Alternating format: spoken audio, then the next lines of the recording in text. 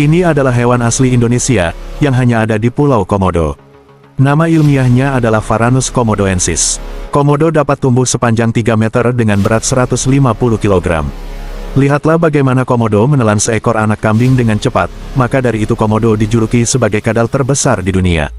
Bahkan Komodo bisa memangsa hewan dengan ukuran yang sama dengan badannya. Komodo memiliki air liur yang beracun. Ketika Komodo menggigit mangsanya, dalam beberapa menit mangsanya akan mati, dan Komodo siap melahapnya.